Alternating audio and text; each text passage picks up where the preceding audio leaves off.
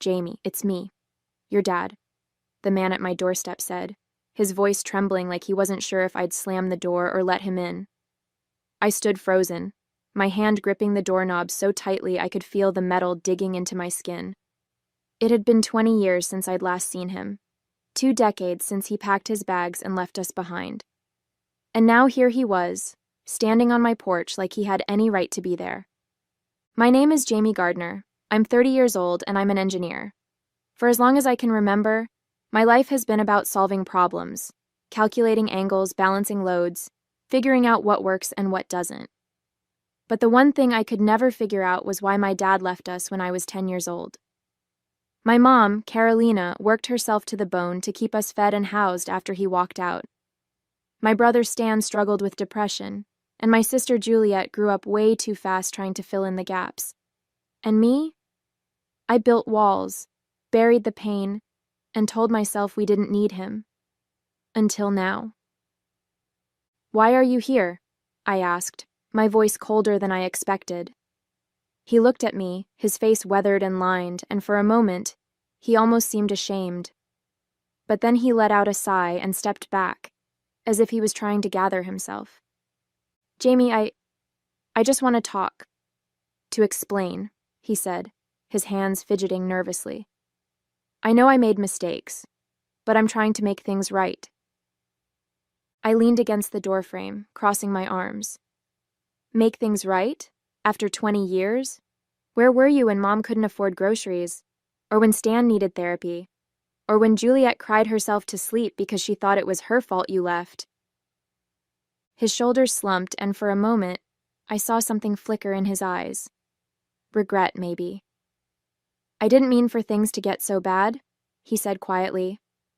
I wasn't in a good place back then." "Well," I said, my voice sharp, "we weren't in a good place either, but we didn't get to walk away from it." I stood in the doorway, staring at the man who once called himself my dad, and the memories came rushing back, clearer than they had been in years. It wasn't like my dad left out of nowhere. The weeks leading up to that night were filled with tension, arguments that seemed to grow louder with each passing day. Even at 10 years old, I could feel the weight of it, hanging over the house like a storm cloud. My mom and my dad fought about everything: money, the bills, the stress of raising 3 kids. The fights would start quietly, but they never stayed that way. I'd hear their voices through the walls at night, rising and falling like waves crashing against the shore. My mom would plead with him, her voice breaking. "Paul, we're a family. We're supposed to handle this together." "I can't, Carolina," my dad would snap back. "Every day, it's the same. The bills, the stress. I'm drowning here. I need space." "What about the kids, Paul?" my mom said one night, her voice quieter but sharp with frustration. "Do you think they don't notice? Do you think this doesn't affect them?" Those words stuck with me. For days afterward, my dad seemed distant, quieter, like he was already halfway out the door. Then, one night, he came into my room. I was brushing my hair, getting ready for bed, when he sat on the edge of my bed. "Hey, kiddo," he said softly, his voice gentle in a way that felt strange. "I just wanted to say goodbye." "Where are you going?" I asked, confused. "I'm heading out for a while," he said, forcing a smile that didn't reach his eyes. "I'll see you soon, okay?" But soon never came. That was the last time I saw him until now, standing on my doorstep like 20 years hadn't passed. I tightened my grip on the doorframe, the memories swirling as I stared at him. He looked older, thinner, his face lined with years that clearly hadn't been kind. Part of me wanted to shut the door and never look back, but another part, the part that remembered how much my brother missed him, how hard my mom had worked to fill the void he left, kept me standing there. "Why now?" I finally asked, my voice colder than I expected. "After all this time, why are you here?" He hesitated, rubbing the back of his neck like he always used to when he didn't know what to say. "Jamie, I know it's been a long time and I can't change that. I just want to talk, to reconnect. I'm not asking for anything else." I let out a sharp breath, my chest tightening. "I can't do this right now," I said, trying to keep my voice steady. I really can't. He nodded slowly, his eyes dropping to the ground. I understand. I'll give you some time, he said, taking a step back. But I'm coming back in a few days. I hope you'll let me in then. I didn't respond, didn't nod or shake my head. I just stood there as he walked down the steps and disappeared into the night, leaving me frozen in the doorway, my thoughts spinning out of control. As soon as I closed the door, I grabbed my phone and called my mom. My hands were shaking, and my mind was racing, but I needed to hear her voice. She picked up on the second ring. "Jamie? What's wrong?" she asked, her voice instantly concerned. "He showed up," I blurted out. "My dad. He was at my house just now." There was a pause on the other end, and when she spoke again, her tone was firm. "He came here last week." I stopped pacing. "What? Why didn't you tell me?" "Because I didn't want to upset you," my mom said with a sigh. "He said he wanted to talk, to reconnect. I told him no. I told him it's too late for that." "And then what?" I asked, gripping the phone tightly. "He left," she said quietly. "But Jamie, listen to me. You don't owe him anything. Don't let him twist things and make you feel guilty. He made his choice when he walked out that door 20 years ago." Her words should have comforted me, but instead they stirred up even more emotions. "He said he's coming back in a few days," I said softly. My mom sighed again. "Just be careful. Don't let him get into your head. You're stronger than that, Jamie." I nodded even though she couldn't see me, her words settling over me like a heavy weight. I wasn't sure if I was strong enough to face this. After hanging up with my mom, I immediately called my brother. I couldn't shake the uneasy feeling that if my dad had shown up at my place and my mom's, it was only a matter of time before he found Stan or Juliet. Stan picked up after a few rings, his voice groggy. "Jamie, what's going on?" "Stan, has Dad shown up at your place?" I asked, trying to keep my voice steady. There was a pause before he replied. "Dad? No. Why would he... Wait, are you saying he's been trying to see you?" "He was just here," I said, pacing my living room. "And Mom said he showed up at her place last week." Stan exhaled sharply. "No, he hasn't come here, but... God, Jamie, just hearing that makes me feel sick. I don't know what I'd do if I saw him. What does he even want?" "He says he wants to reconnect," I muttered, the words tasting bitter as I said them. "Reconnect?" Stan scoffed, his tone sharp. "Where was he when we needed him? He doesn't get to just come back and pretend we're a family."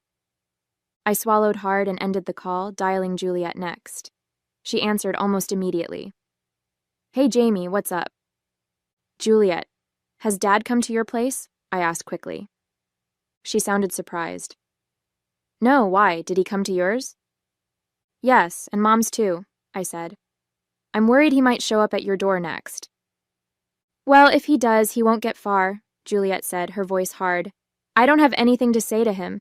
He lost that right a long time ago." Her words lingered even after we hung up, and I felt the weight of their reactions pressing down on me.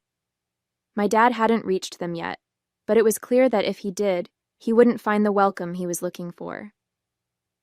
A few days later, my phone buzzed with a text from Stan. It was short, but the words hit me like a ton of bricks. "Can we talk? It's about Dad." I sighed, already bracing myself for whatever this was going to be. When I called him, he answered right away. "Jamie, I know this is going to sound crazy, but I think we should meet him. Just once. All of us," he said, his voice shaky. "Stan, are you serious?"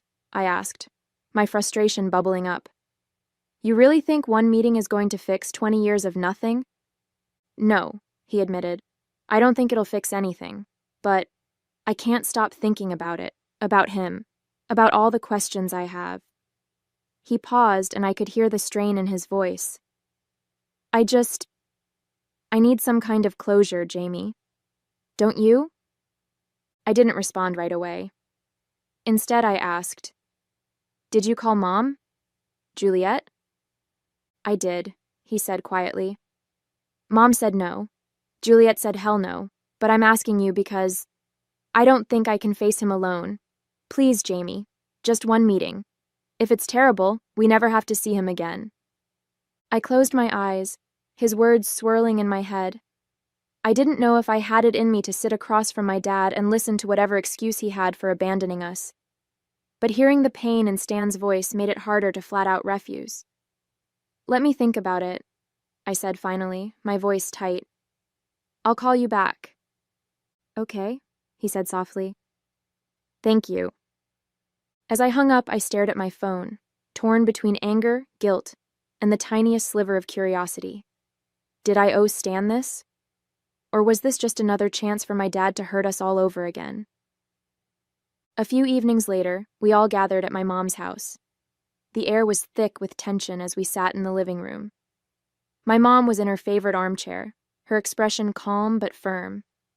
Juliet sat on the couch, her arms crossed tightly, making it clear she had already made up her mind. Stan sat across from her, leaning forward with his elbows on his knees, clearly trying to convince himself this meeting would go well. I stayed quiet, perched on the edge of the love seat, unsure where this was all heading. Stan cleared his throat. Look, I know this is a hard topic for all of us, but I've been thinking about it, and I feel like we should meet him, just once, hear him out. My mom shook her head, her lips pressed into a thin line. Stan, I understand why you feel that way, but I can't do it. I've made my peace with the fact that your dad walked out on us, and I don't need to rehash it with him now. Juliet scoffed, glaring at Stan. Mom's right. He doesn't deserve the time of day from any of us. He abandoned us, Stan. Why do you even want to see him? Stan straightened up, frustration flashing across his face. Because I need to know why, Juliet. Why he left, why he thought we weren't worth staying for. You might not care, but I do. I need to hear it, even if it's a lie. My mom sighed, her face softening. Stan, I understand that this is something you need to do, but don't expect him to give you the answers you're looking for. People like him, they don't always tell the truth. I glanced at Juliet, whose face was set in stone. I'm not going, she said firmly. And honestly, I don't think either of you should. But if you're determined to put yourself through that, don't say I didn't warn you.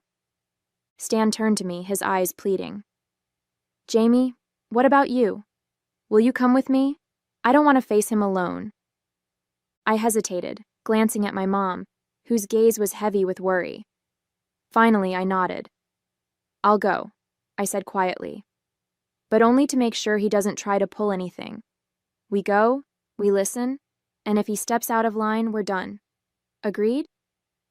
Stan nodded, relief washing over his face. My mom sighed again, her voice soft but firm. Be careful, you two. Don't let him get into your heads. He's good at that. Juliet didn't say another word, just shook her head in frustration. I couldn't tell if we were making a mistake, but one thing was clear. This wasn't going to be easy. That evening, just as I was finishing cleaning up after dinner, there was a knock at the door. When I opened it, my dad stood there again, his shoulders hunched as if he expected me to slam the door in his face. Jamie, he said softly, his eyes searching mine. I know I shouldn't have come again, but I really need to talk. Just one chance, that's all I'm asking. I crossed my arms, leaning against the doorframe. You can't keep showing up like this, I said, trying to keep my frustration in check. But fine, we'll meet. Saturday afternoon, Brookside Park, 2:00. It'll be me and Stan, Mom and Juliet aren't coming. He blinked, clearly surprised but nodding quickly. Okay, that's fine, I understand. I'll be there. Good, I said firmly. But let's be clear, this isn't a reunion, it's a conversation. We'll hear what you have to say, but that's it. I appreciate it, Jamie, he said, his voice low and almost shaky. Thank you. I mean it. I nodded, stepping back. Saturday, I repeated before closing the door. As I stood there in the quiet of my house, I felt the weight of the decision pressing down on me. I wasn't sure what Stan or I expected to get out of this, but one thing was clear. My dad wasn't walking away this time without facing the family he left behind. The days leading up to Saturday felt like they stretched on forever. I tried to keep myself busy, work projects, cleaning the house, even reorganizing my bookshelves. But no matter what I did, my thoughts kept drifting back to the meeting. What was I even hoping to get out of it? An explanation? An apology? Did I even want those things? Or was I just doing this for Stan? Every time my phone buzzed, I half expected it to be my dad canceling or Stan second-guessing the whole thing. But the messages I got were mundane. Reminders from work, a notification about a sale at the grocery store, and a single one from Stan. Still on for Saturday? By Friday night, the nervous energy was unbearable. I sat on the couch, staring at my phone, debating whether to call Stan and tell him I'd changed my mind, but I knew I wouldn't. I'd made a promise, to him and to myself, to see this through. Still, the weight of it pressed down on me, making every minute feel like an hour. When Saturday finally came, I woke up early, unable to stay in bed any longer. I spent the morning pacing, drinking too much coffee, and going over what I might say. As the clock inched closer to 2, I grabbed my coat, took a deep breath, and headed out the door. Whatever was waiting for me at the park, I knew there was no turning back now. At 1:15, I pulled up outside my brother's apartment. Stan was already waiting on the curb, pacing back and forth, his hands stuffed into his jacket pockets. He looked up as I parked and climbed into the passenger seat.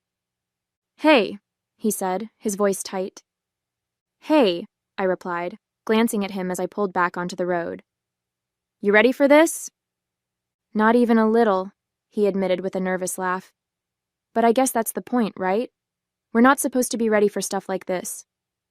I nodded, gripping the wheel a little tighter. "Do you want to grab a coffee or something? We've got time."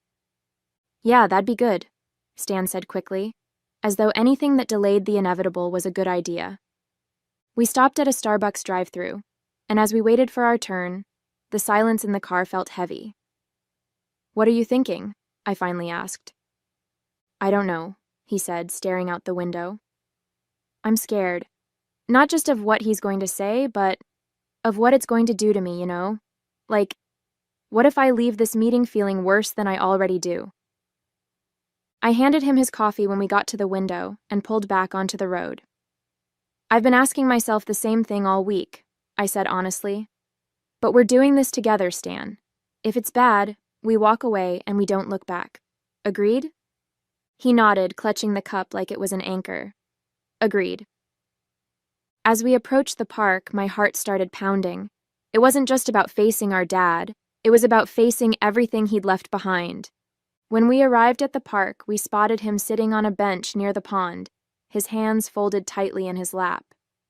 He looked up as we approached, his face lighting up with a tentative smile. Stan and I exchanged a glance, and without saying a word, we walked over and sat down on the bench across from him. The air between us was heavy, the kind of silence that begged to be broken, but no one wanted to be the first to speak. My dad cleared his throat, breaking the silence. "Thank you for coming," he began, his voice quiet but earnest. "I wasn't sure if you would." Stan leaned forward, his elbows resting on his knees. "We almost didn't," he said bluntly, his tone edged with the pain he'd been carrying for years. "So, here we are. What do you want, Dad?" Our dad winced at the word dad, like he wasn't sure he still had the right to hear it. "I don't want anything except a chance to explain," he said, his hands fidgeting in his lap.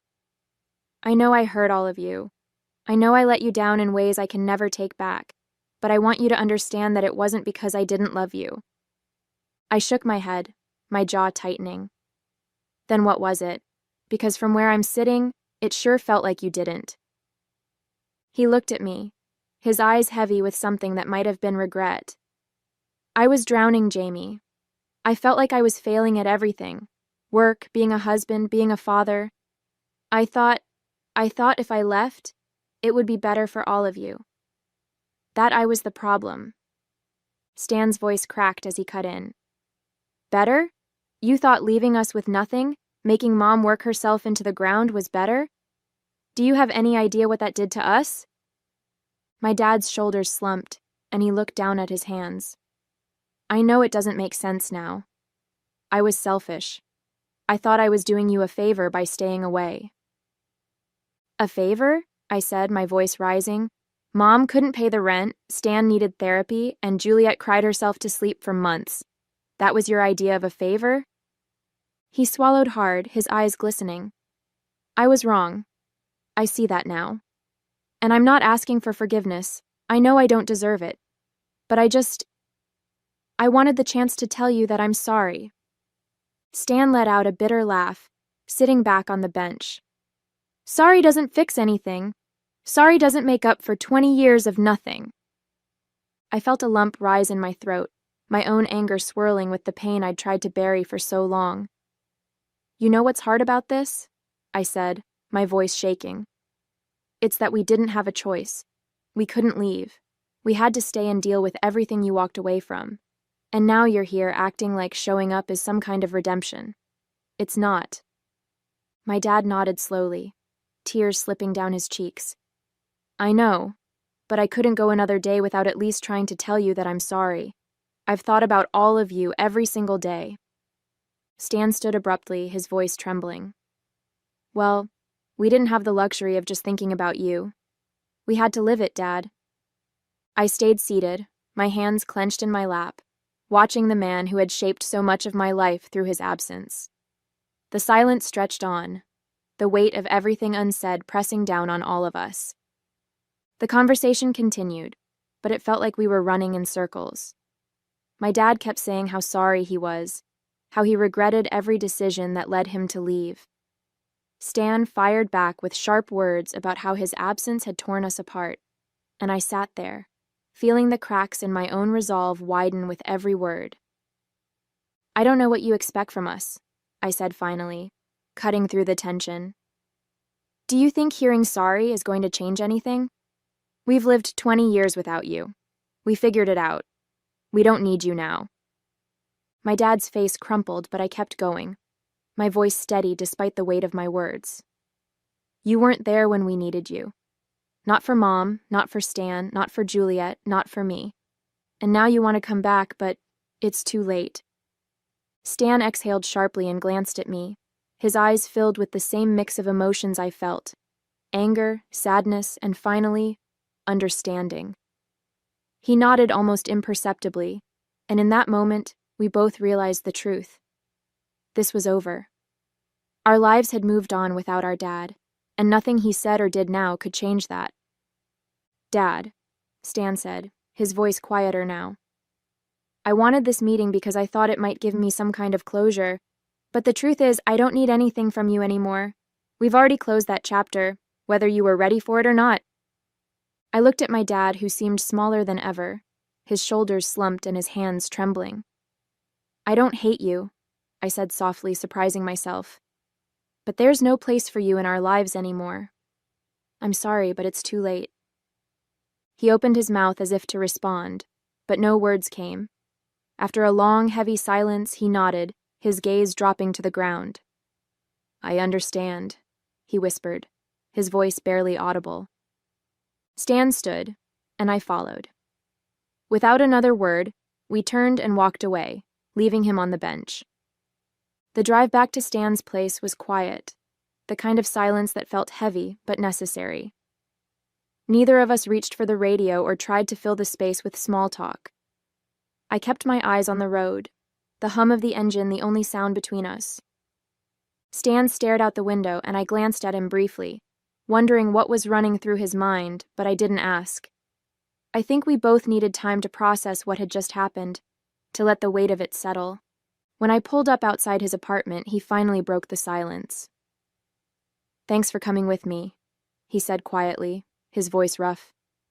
I don't think I could have done that alone.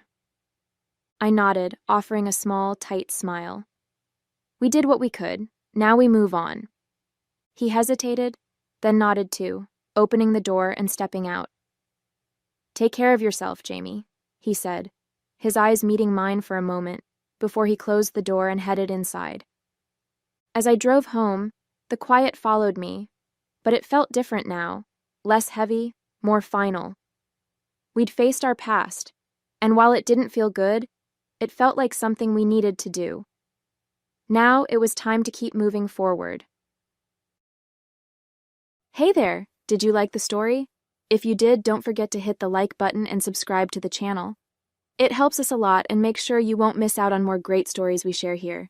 Thank you for watching, and we'll see you in the next one.